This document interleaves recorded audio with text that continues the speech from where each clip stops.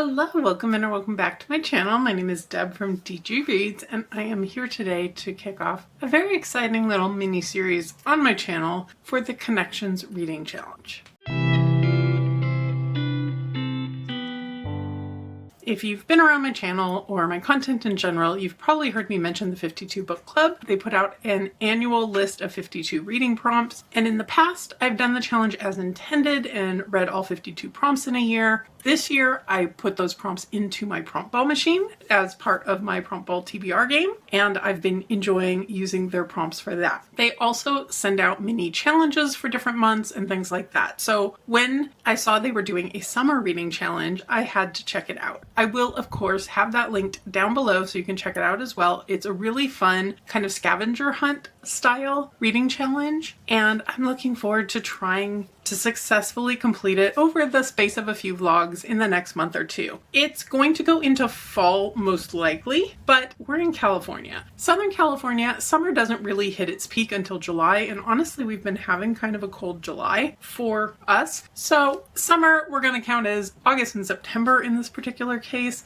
and probably I'll be done by the end of September, but we'll see how it goes. So the idea with this challenge is to start with a book and read the book, review the book, enjoy the book. And from there, you then pick book number 2 based on something about book number 1. And then you pick book number 3 based on book number 2, and it goes on from there. The general idea is to not try to think too far ahead. It's not the time to pick a TBR ahead of time, and I'm trying my hardest to kind of live in the spirit of that for this challenge. That said, there are going to be times where I want to double check that the next prompt will work. So for prompt number 1, you can pick any book. There is no prompt, you just pick a book. Prompt number 2, you need to have a book with a word in common when it comes to the title for book 1. So it would be tough to pick up a book with a really obscure word in the title. So for example, a book I really want to read is Overgrowth, but then I would have to find another book with the title Overgrowth or the word Overgrowth in the title, and that's going to be impossible. So no. In my July TBR, I did specify which book I was planning to use for this one. It is on my July TBR, and it's one I've been super excited to pick up, and I think it'll give me good options when it comes to picking book number 2. And that is My Friends by Frederick Bachman. This is an author I absolutely love. His books touch my heart. They've made me emotional. They've made me binge read. So I have every confidence in this book to do that as well. And since I am now 47% of the way into this book, I can confirm that this is a book I am indeed loving. I apologize, there's some noise going on next door. I have no idea what it is or how long it's going to be going for, so I'm going to keep filming and hope it's not too obnoxious. But in this book, we are following Louisa, and Louisa is on the cusp of her 18th birthday as this book opens, and she's lived a really rough life. She doesn't have parents. She's grown up in the foster care system,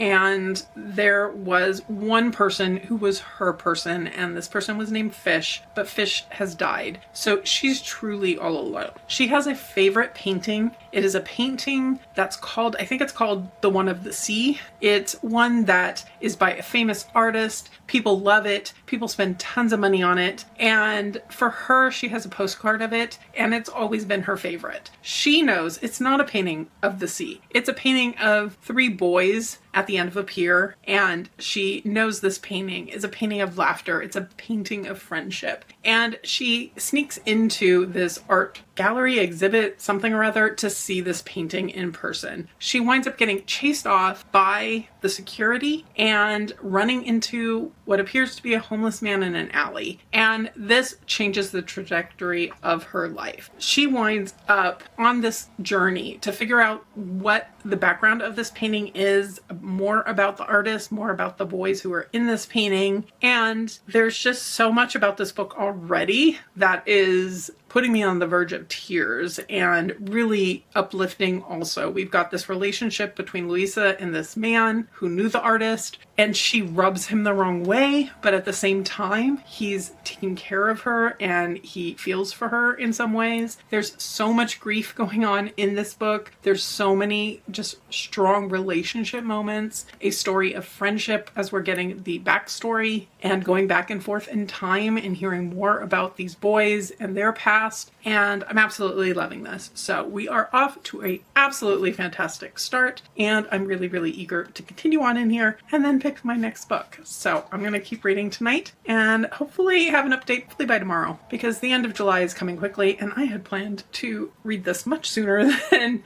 I have. So I'm going to keep going and check in with you later. I'm back. I finished up My Friends today and I loved this. It was an easy 5-star read. I'm not surprised. I kind of knew I was setting myself up for success with this first book. And really just the feelings of friendship in here, the storytelling nature of this, because we have this teenage girl. She's 18. She's exploring who she is and trying to kind of make a life for herself in some ways and her own identity when she's coming from nothing. She's homeless. She doesn't have friends. She doesn't have family. She's on her own, not for the first time in life. And she meets these people who have the potential to be friends, to become found family for her. And she's exploring their story. And it's really an interesting dynamic because they talk about how this is a history for them. The main person she's talking to is telling her the story of this friendship, of the origins of this painting and everything else. And for him, it's in the past. He knows how it ends. And she reminds him that for her, this is happening now because she's just hearing the story. She doesn't know how it ends. She doesn't know the twists and turns, who's going to still be around at the end of the story and everything else. And I think it just was so beautiful in the way these relationships developed, just the concept of friendship and the friends you make as kids who are in your corner. Maybe you never would have been friends if you hadn't grown up on the same block, hadn't gone to the same schools, but I just think it was just beautifully done. So it was an easy 5-star read. Like I said, not surprised. Frederick Bachman just has a way of writing something that tugs at the heart.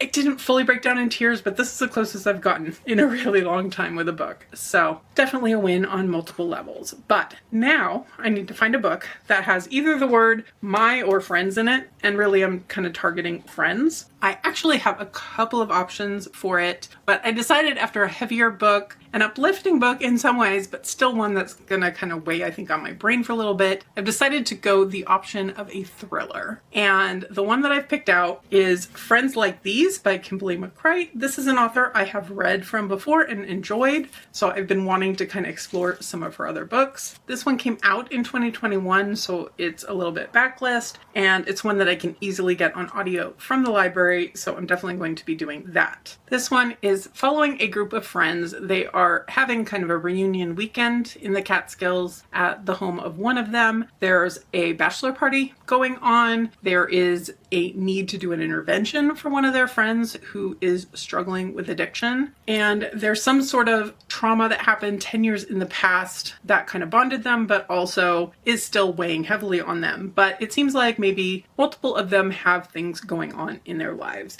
I have just barely started this because I needed to listen to something on the way home. I think it's going to be a really quick read. So I anticipate being back relatively soon this evening with some midway thoughts. Most likely. I'm tired today. I don't know why. I took a 10-minute walk at lunch just to go pick something up and gave myself a sore on the bottom of my foot. So I think this is a kick the feet up kind of evening, snuggle with the puppy, hopefully get some reading in. So I will be back with you fairly soon to continue with some thoughts on this one, and then we will see where the next prompt takes me. I'm back a little bit later because I am now just past the 50% mark in Friends Like These, and I'm ready to get in bed and keep reading. This actually goes pretty quickly. It's only 300 pages and the spacing is fairly generous, so it goes pretty quickly. The synopsis I gave you earlier from the back and from what I knew about it is pretty accurate. We are following multiple POVs in here. We are following the friends back in time and in the present, and various people among the friends. We're also following an investigator because what has happened, and this is on the back, so not a spoiler, is that they have this weekend. Things don't go according to plan, and we are now at Sunday, and two of the friends went off and didn't come back. They find the car smashed up. One of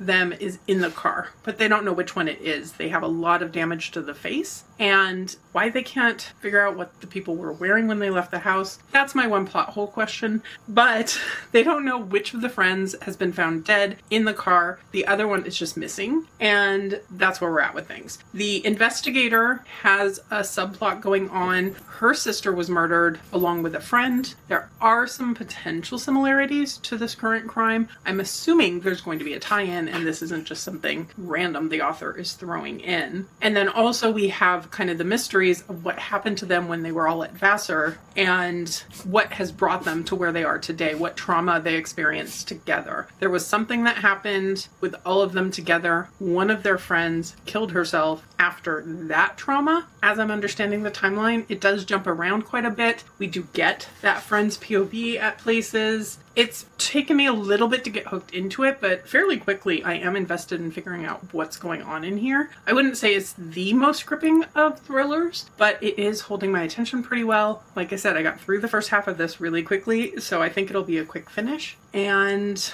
I do think in general the characters are pretty well done in here. I wouldn't say I necessarily know them all and all the intricacies of each of their lives perfectly well. I think they could be maybe a little more fleshed out at this point, but I am knowing enough about them to keep interested and keep reading. So that's where we're at with that. Kylie, while we're on books about friends, my friend Kylie is staring at me because she is about to get a toy since I'm kind of being lazy tonight and going to bed with my book early. This one was one of her BarkBox toys that she was supposed to get in June, hence the rainbow octopus, and she didn't. But her birthday was last weekend, so she's getting extra spoiled this week, and she is staring at me ready for her new friend. So, new friend for Kylie, book to finish for me. I don't know that I'm going to finish it tonight, because honestly I'm tired, and if I lay down to read, that might not last long, but we'll see. But anyway, that is my evening plan sorted, and I should have an update for you tomorrow.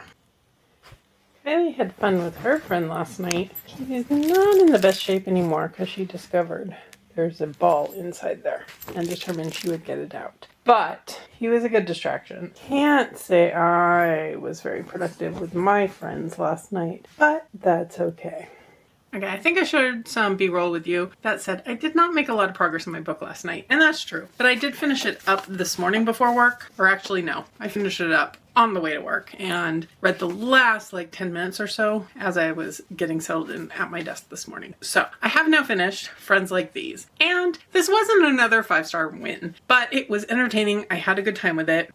I made some predictions about the twists and turns we were going to run into in here. Some of those were accurate. There was a little something that felt to me a bit out of left field. I don't know if I missed something and there were some hints about it earlier on, or if it truly did kind of come out of nowhere. But while that's not my favorite kind of twist, I had guessed part of it, so not all of it came out of left field, I guess. This does hit on some trigger warnings for substance abuse, for suicide, for mental health, and different things like that. I think they were handled okay in here. I wouldn't say this is the book you go to for the best mental health rep or the best, how to deal with trauma rep, but it wasn't anything that jumped out at me as being truly problematic. I know I'm not selling this. I think in the end, this one winds up a 3.5 for me. I think the story was gripping. It was a quick read. It really flew pretty fast. Like I said, it was only 300 pages and not really slow pages at that. And it had multiple POVs. I really liked the detective probably the most in here, although I wouldn't say there was any character I absolutely loved, but they were interesting to read about. There was diversity, there was intrigue, there was an interesting setting,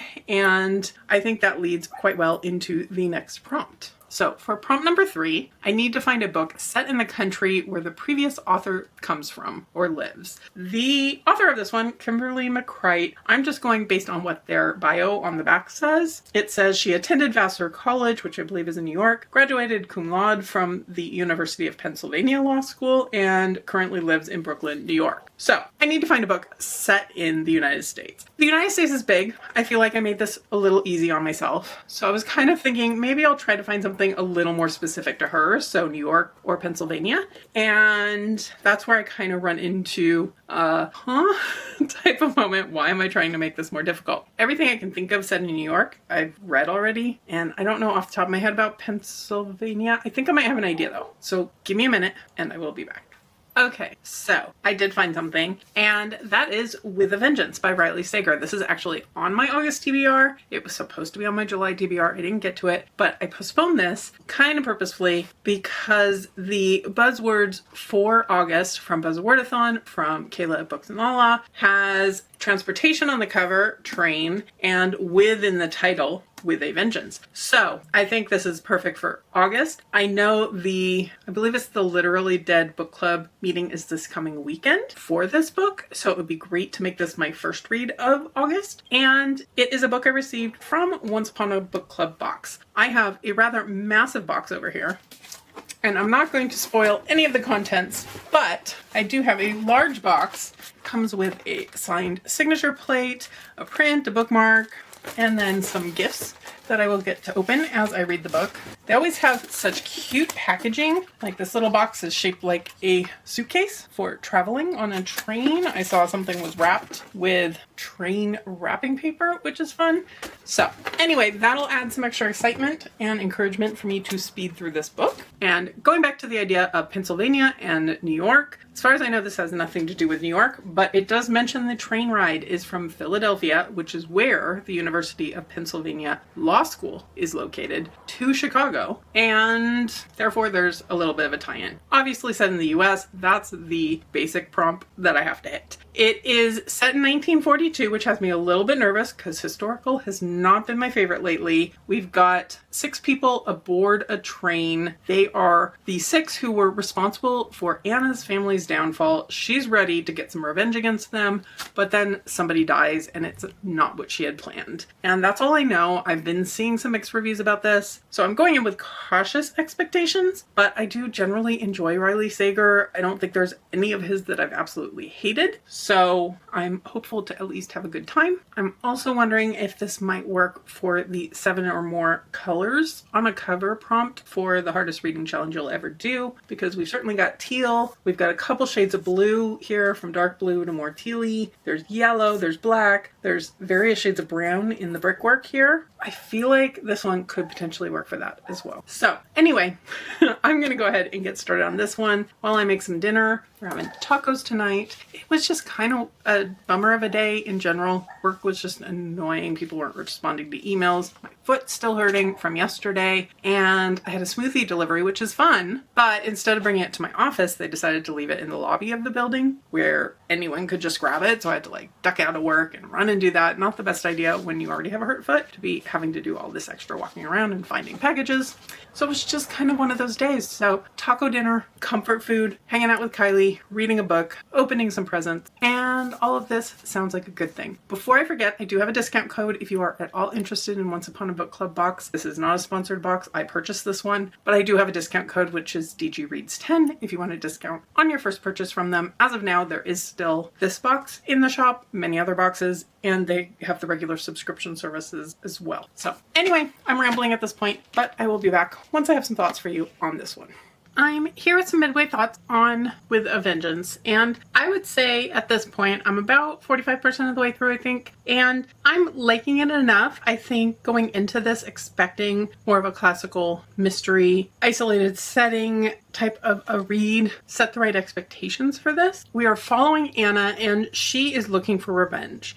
She lost her brother in a train accident, I guess you could call it, and her father wound up being shamed and arrested for something. Her mother couldn't handle it and checked out on life. And there are definite trigger warnings in here for violence, for suicide, for child abuse. She goes to live with an aunt who is not a nice woman by any means. And Anna's basically been raised to get revenge. That's kind of the gist I'm getting out of this. She's not looking to kill anyone. So she's lured these 6 people who she blames for the downfall of her family onto this train. She's emptied the train and she's planning to get her revenge. But then somebody dies. And this throws all of her plans off. There's issues with the guest list. There's issues with kind of who's on board, keeping things vague. And there have been some twists already that I didn't see coming. But I'm not saying I'm fully hooked at this point. I'm enjoying it enough. It's a really easy listen as I'm sitting and doing my crocheting. But ultimately, it's still kind of okay at this point. I'm definitely not wanting to put it down. I like the fact that there's this like sense of urgency. We talked about that it was a train trip from Philadelphia to Chicago, and you get these little moments in the text where it's 8 hours to Chicago, 5 hours to Chicago, whatever it may be. So there is an end goal. Anna's paid off the train enough, so this is an express train. It's not making any stops. No one has the option to get off, get on, etc. So there is a sense of urgency there. I like how that's being handled. I think it'll be a pretty quick finish. Hoping to be able to finish it by tomorrow night. And I'm going to be taking a break for the weekend to do something else and then continue on with this challenge. So I will check in tomorrow.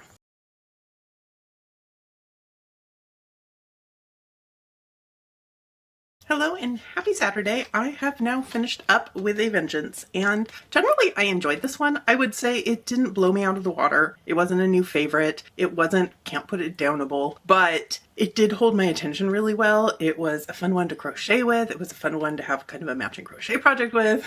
And I think if you like kind of classic isolated setting mystery stories, this one was done pretty well. There were some twists and turns that I made some guesses about. There were definitely twists and turns that I did not see coming, and the author did pretty well at giving us some red herrings along the way. The book box experience, I'm not going to give spoilers for that, but I did enjoy the book box. I think they did good with what they picked to go with this, and there's a few items that definitely are going to be useful for me, so that's always a win as well, especially since this is one of the special edition boxes that I went out of my way to pick up. So I am glad that I picked up the box and did that. I look forward to the Literally Dead book club discussion of this one, so I will probably try to tune in for that discussion to see what the general ideas were about it. I think the characters in here are interesting. I think the motives in here were interesting. The way the relationships ended up, I'm not 100% sure. I loved that part of the ending. I did like kind of the final twist about our main character and what her forward future trajectory is going to be, although was it realistic?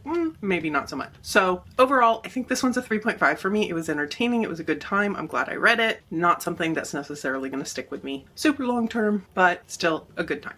So with that, we need to know what our next prompt is. All right, our next prompt is to read a book published in the same year as our previous book. Our previous book, With a Vengeance, was published in 2025. So really any new release or even ARC would work for this one. I'm going to go ahead and take a little break. I'm doing a weekend challenge currently and will not be picking up the next book until tomorrow night probably. So I'm going to give myself a little bit of time, figure out what I'm in the mood for. I do have a mood read spot on my TBR for the month, so I think this is a good time to mood read something since I have so many options. So I will be back with you once I've started my next book to let you know what that book is going to be. I am back with my next book for the Connections Challenge, and I didn't let you know what that was going to be when last day filmed, but I have made a choice and I've made it 50% of the way. And the prompt that I left off on had me just reading a book that came out in 2025. So I decided to go back to an arc that, for good reason, I did not complete before it came out earlier this year, and that is A Most Puzzling Murder by Bianca Murray. And this is one that came out, like I said, earlier this year. I don't remember how long ago. It's been a couple months probably, but I received a gifted audiobook arc for this one, and in listening to the audio, I very quickly decided this wasn't a book I wanted to read solely on audio, so I waited to get a physical copy from the library to actually start reading it, and that just came in, so it was perfect timing for this prompt.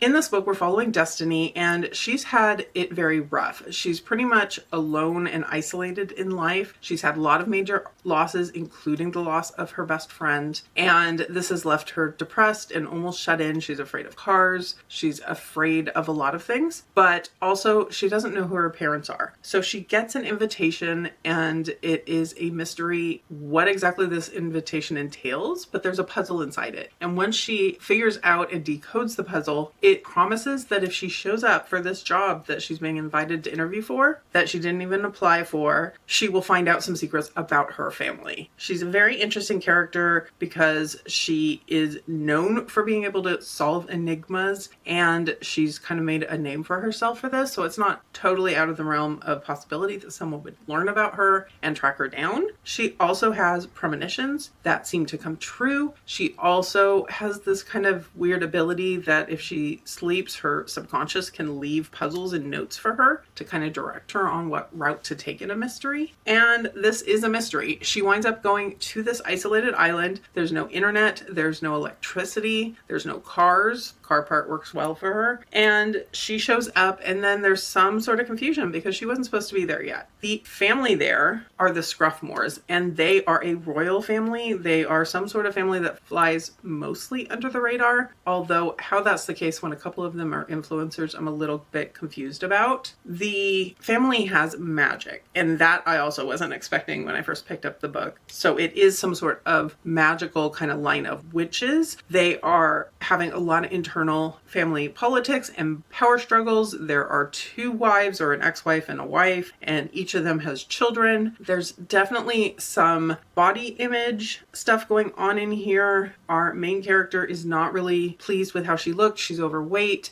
and people comment on this a lot. And there's also, within the magical family, there was a white wife and a black wife, and there's definitely some tensions between the children of these different races. So there's a lot going on in here that I'm not sure about yet. But what is the most interesting for this, and the reason I decided not to read it purely as an audiobook, is that it has puzzles in it. And these puzzles are written out in a way where the reader gets to decode them alongside Destiny, and it'll give you spots in the audiobook and in the book where you can kind of pause and go solve the puzzles. The puzzles are available as a free download, so if you do have the audiobook, you can still get the puzzles. But there are also kind of choose your own adventure moments where you can choose an option A, option B, and it directs you to a different chapter, which is well done in the audiobook. I will give it all the credit for that. But the way it works on a NetGalley app is there's no labels on the chapters. So it telling you to go to chapter 96, you can't go to chapter 96 without hunting around, and it's very obnoxious within the app. It's just the way the app is formatted is not made for choose your own adventure, and it's not meant to be. So that's not a fault of NetGalley or of the audiobook. It's just, it was too hard to work with,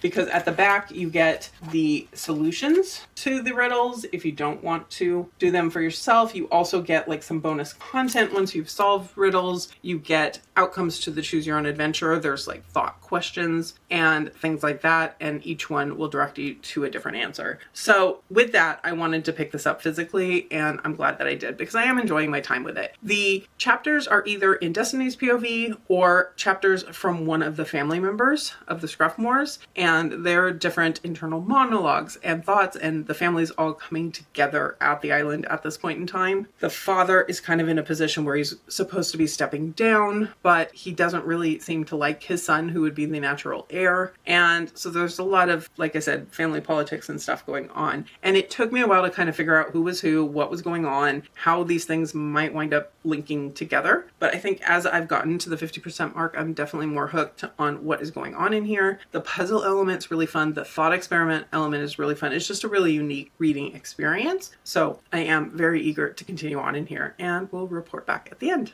I am back. I have finished up A Most Puzzling Murder, and in general, I did really like this. I had a few reservations about how often characters are called overweight or chubby or things like that. That's not something I love seeing in a book. It wasn't ever in a way that really condoned it. There is a trigger warning in here for eating disorders as well, kind of the opposite side of the spectrum, but that wasn't really what I expected going into this. I think the mystery elements, though, were really well done. I liked the twists and turns, and honestly, just the inclusion of the puzzles was so unique and interesting. And even to the very end, you get 2 options for how you want the ending to go. So I did really appreciate the unique nature of a lot of these things. I think there were a lot of twists and turns with the family and with the reveals of that. And I like how it wound up resolving. Not everything is perfect. I feel like there's even room for the author to come back and kind of write more in this world. But I had a good time with it overall. Really glad I picked it up. Really glad to have another success coming from this author. This one, I think I'm giving a 3.5. It wasn't a perfect read, but it was an enjoyable read. So with that, I need my next prompt. And I think this will be the final prompt for this particular installment of this challenge. But the prompt is to read a book that's plus or minus 30 pages from this book. And Goodreads told me this was 440 pages. I'm looking, and excluding the kind of stuff at the end that's just answers to the various puzzles, it's 455. So somewhere in that range, I need to go 30 pages more or less, or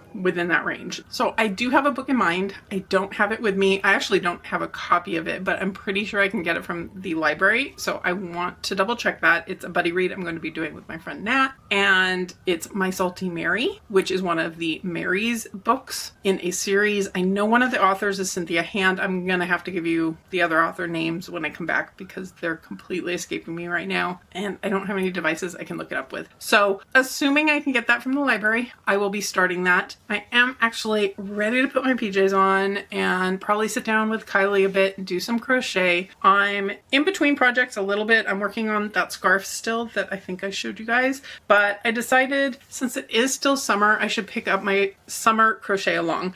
I started this late and also haven't been super motivated to keep up with it. The crochet along is well over. They're actually working already on the Halloween crochet along. So I'm definitely very behind and not making speedy progress. This is the start of week 2 that I started last night. So I think I will work on this a little bit more. This is going to be a watermelon panel. So I've got some pink to add on to here, and I think there's a pattern to it, but I think once I get in the groove with it, it'll be good to go with an audiobook. And these particular audiobooks from this series are my preferred way of consuming these books. They have humor. They're very kind of cheeky, dry, snarky humor, I would say, maybe. So I don't really know a lot about this one other than it seems like it's set at sea. Maybe there's some sort of merfolk. Maybe it's pirates. I have no actual idea, but I will find out because I do enjoy these authors and their sense of humor and the little bit of a magical twist to kind of a story you tend to know. So like I said, I don't know much about this one, but I will share it once I have my initial thoughts. I've made it a little more than a third of the way into My Salty Mary by Cynthia Hand, Brody Ashton, and Jody Meadows. Got all 3 authors this time.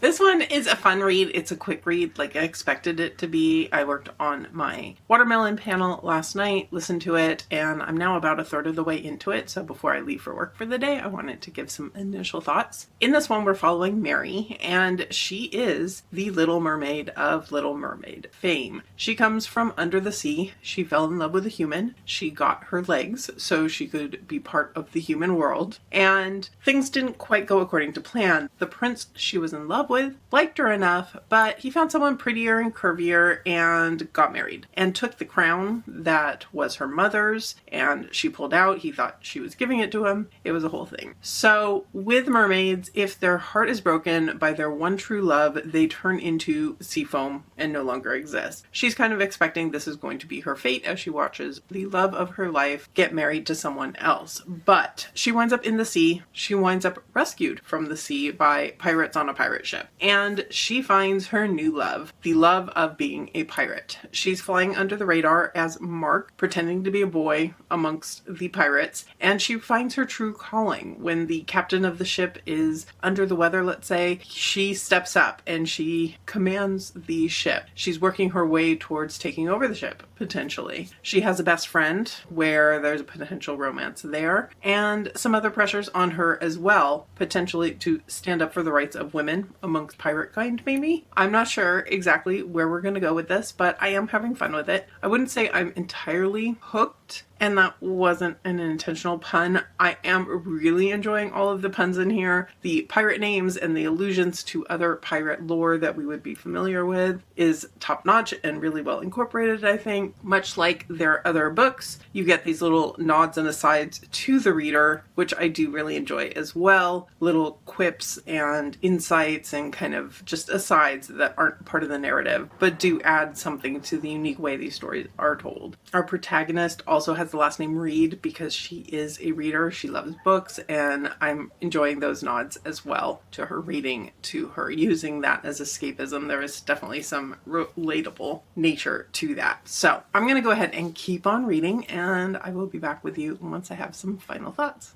I'm back with a random middle of the day update from me because I had meetings that had me in the car driving all around, and so I stopped home to have some lunch with Kylie before I go back to the office. All that driving does though mean that I also finished my book. So My Salty Mary, I wasn't 100% sold on it at the beginning, but the further and further I got into the story, I just had a lot of fun with it. This is kind of one of those brain off, enjoy the moment type of reads. It had me laughing. I love the punniness of it, the way they sneak in pirate references from movies and other things. The Little Mermaid part of it worked out really well. I can count this for Herked for the hardest reading challenge you'll ever do. Has a merfolk option on the spooky creatures prompt, and this will work for that. Our fantasy, this works for easy mode for pirates. So it was a big win in a lot of ways. There's kind of two romances happening in here. Both of them are pretty easy romances, I would say. One's a friends to lovers situation. The other one kind of happens initially off page, but there's some hurdles to get through. And those were kind of fun. The main character, I really liked how she stepped up. She was fierce. She was determined to be a pirate and to allow women to be pirates, to step up and become a pirate king, as you will. So with all of this, this one's getting a 3.5 to a 4, somewhere in there, definitely rounding to 4 on Goodreads. And I feel like in general, this challenge went really well for the first 5 prompts. The next prompt, which I won't be hitting in this video, but just to give a preview of coming attractions, is to match the font from My Salty Mary, which could be an interesting one because the My Salty Mary part is very much a straightforward block text, but then you've got the kind of handwritten notes on the cover. That's a big element of the book covers for the series in general. And the author names are in a different kind of format. So I'm going to see what I can find and see if I can find something that hits on a couple of those levels. We'll see. I think this wound up being a really good place to stop this because I think it's going to take me a while to look through my books and find a good option to kick off the next set of prompts. Let me know in the comments below, are you participating in this Connections reading challenge? What are your big summer reading plans? I know we're halfway into summer already, but let's ignore that for the moment because California is certainly still just barely hitting its summer temperature stride, and I'm a little afraid of what the next few months are going to bring because we had such a mild July. I feel like we're going to have summer all the way through October, which is okay in the reading sense at least, because I think I'm going to be working on this challenge probably through early October as I was starting to look at my planning. If you've made it this far and you don't have anything to comment, leave me a mermaid emoji or some sort of pirate emoji for My Salty Mary. But for now, I'll go ahead and wrap this up here. If you could hit that like button below, I would surely appreciate it, and subscribe if you're interested in more of my Connections readings, more of my reading challenges, and more of my bookish content in general. But for now, I'll leave you here and see you real soon in a new video.